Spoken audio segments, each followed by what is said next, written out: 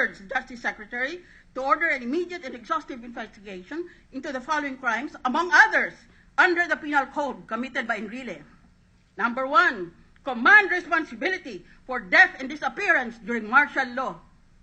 In 2012, the Communist Party of the Philippines sent an email to media with the following condemnation of Enrile as delusional in his notorious memoirs. Quote, Enrile was Marcos's hatchet man and the one who signed countless warrants that led to the capture and detention of thousands of farmer leaders, workers, students, activists in the church, and other critics and opponents of martial law.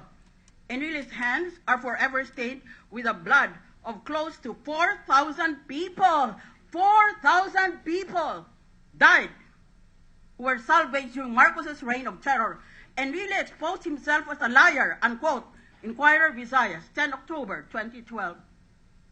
During martial law, Enrile was the almighty defense secretary when I was appointed the youngest RTC judge in the Mecca of Judges, Metro Manila, serving in Quezon City. In 1985, when gasoline prices went up, some 50 students from Ateneo and UP joined a street demonstration in Cubao to protest the martial law regime. Most of them were seniors scheduled to take their final exams and to graduate from college. Enrile ordered the military to arrest the students on the basis of martial law presidential decree that defined the crime of illegal assembly as any gathering opposed to the administration and that imposed the death penalty. I was assigned to the case. I suspended trial in all other cases and continuously heard the illegal assembly case morning, afternoon, and evening. The issue was, does martial law automatically cancel the right to bail? My decisive answer was no, and I ordered the release of the students. However, the military defied my release order and in fact filed a second charge of inciting to sedition against the students. The accused appealed and the Supreme Court in effect upheld me. This was the 1990 case of Broca Cervantes et al. Versus Enrile Ramos et al. 192 SCRA 183, 1990.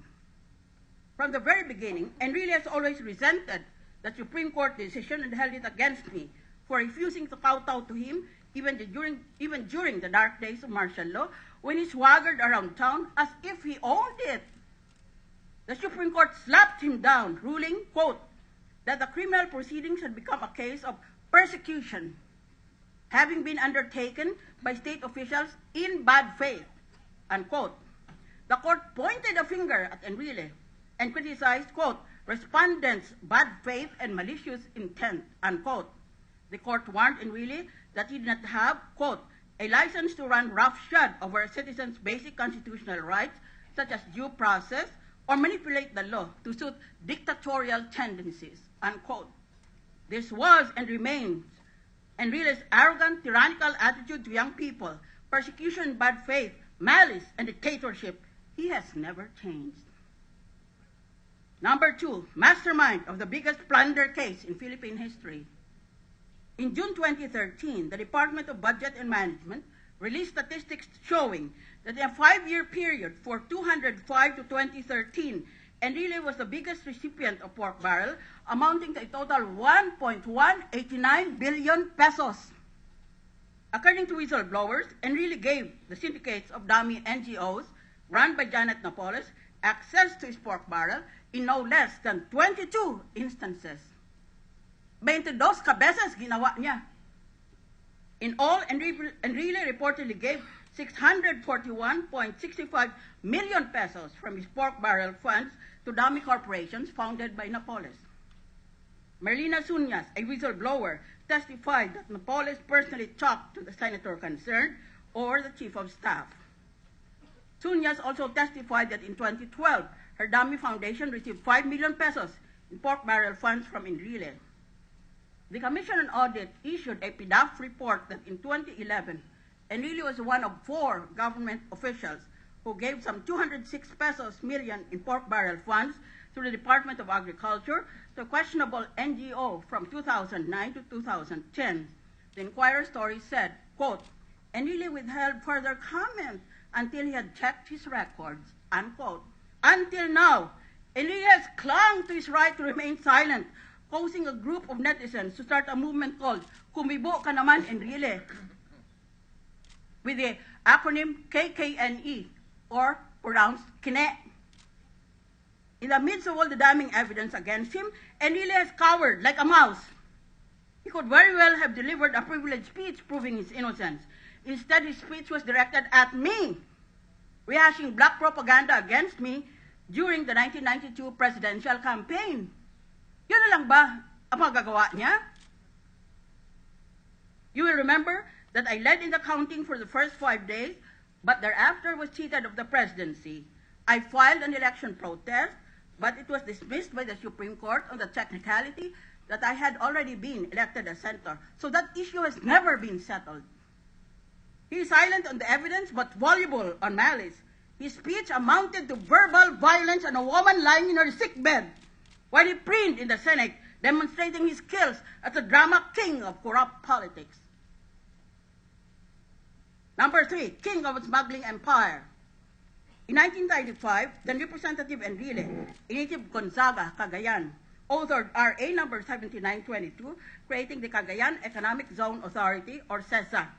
Section 6, paragraph F, gives to CEZA the right, quote, to operate tourism-related activities, including games, amusements, recreational and sports facilities, such as horse racing, dog racing, gambling casinos, golf courses, and others, under priorities and standards set by CEZA, unquote. The free port occupies 441,000 hectares, on an area almost 3 times the size of Quezon City. Enrile claimed that the port would become the hub in Southeast Asia of interactive gaming, his term for gambling on the internet, shipping, and ecotourism. The Port Irene CEO is Enrile's relative, Jose Marie Ponce. According to Enrile himself, his representative in his port is his son-in-law, James Coacher, an American who, according to former U.S. Ambassador Christy Kenny, and I quote, runs an O2 import operation in the port and is suspected of involvement in smuggling, unquote. Released by WikiLeaks on U.S. Embassy Cable 8, Manila 1417, sent by Kenny to the U.S. Department of State on 13 June 1998. Enrile, according to the cable, presided at a Senate hearing and indulged himself by repeatedly and fiercely shouting at representatives of the Joint Foreign Chambers of Commerce because the foreign businessmen had complained about smuggling in Port Irene. On 12 December 2002, President Gloria Arroyo issued Executive Order number 156, imposing a partial ban on the importation of used cars. In the 2000 case of Executive Secretary V. South Wing, in effect, the Supreme Court upheld the validity of the ban. And in the 2013 case of Executive Secretary V. Forerunner, the Supreme Court again upheld the validity of the law. During all this time, in open defiance of the Supreme Court rulings banning importation of used cars, CEZA continued its operations, its importations. In 2012, car traders imported some 5,400 vehicles contained in 18 shipments. In February 2013, a Japanese cargo ship set off for Port Irene with a shipment of Hummers, Porsches, BMWs, Mercedes-Benzes, a Ferrari, a Lamborghini, and other used luxury cars. The government refused to issue clearance for registration of the shipments, and CEZA was forced to re-export those used cars. Presumably because of all the illegal shenanigans in Port Irene, just last month here in the Senate, Senator Sergio Osmeña, chair of Subcommittee B of the Finance Committee, recommended a cut from the CEZA budget of 800 million pesos. On Enrile's appeal, Osmeña agreed to restore this amount of nearly 1 billion pesos subject to certain conditions. That's how much of the taxpayers' money go to finance Enrile's smuggling empire. Bakit tayo magbabayad? Kapamagitan ating voice para kumita itong smuggler na ito. Number 4, anticipated king of gambling empire. CESA operates online gaming outside the jurisdiction of PAGCOR. The Cagayan Ecozone is the only ecozone in the country that is allowed by the Enrile law to host and issue online gambling licenses to offshore companies. Matinit, mag-isa lang siya sa buong Pilipinas na merong ganon. Such foreigners are not required to live in our country or to incorporate as a Filipino company. They only need an interactive gaming license and to register as a CESA enterprise. Jesus Dicini, president of the Internet and Society Program of the UP College of Law, has already warned that CESA should exercise due diligence in giving out licenses which may be exploited by unscrupulous entities. He said that CESA might unwittingly give these companies the legitimacy to operate legally.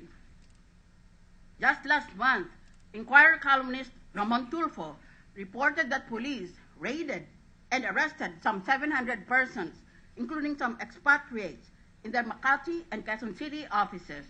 Allegedly, the firms were operating under license from First Cagayan License and Resort Corporation in CESA. Source, Inquirer, 22 November 2013 at A-24.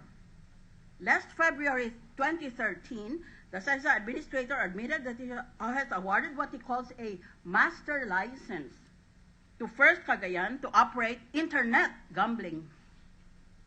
The master license allows First Cagayan to issue 7-year licenses to foreign entities to operate online gambling in this country. So far, it appears that it has awarded licenses to 7 foreign corporations, but it claims that it can issue as many licenses as it wants. Galing. The favored corporations pay annual fees of $40,000, admitting that only the Philippine Amusement and Gaming Corporation, or PAGCOR, has been given the mandate to operate legal gambling in the country. I repeat, only PAGCOR, under law, can operate legal gambling in our country. CESA claims that it gives licenses only to foreign-based corporations. Naghanap ng lusot. Lahat kailangan sumunod, maliban lang kay Enrile. In brief, CESA promotes online gambling, or what it calls interactive gambling, which has been described as, quote, a lucrative niche market, unquote.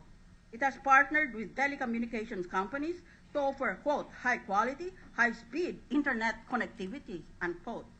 The CESA administrator has boasted abroad that First Cagayan, quote, offers state-of-the-art internet data center facilities in Cagayan and also in Manila, unquote, and that there is, quote, direct connectivity to the US and Europe.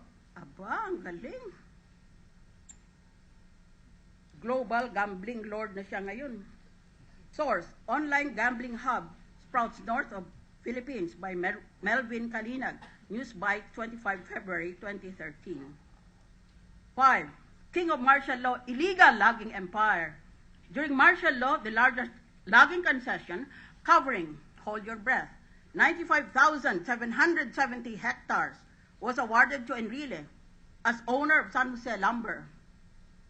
His license expired in 2007.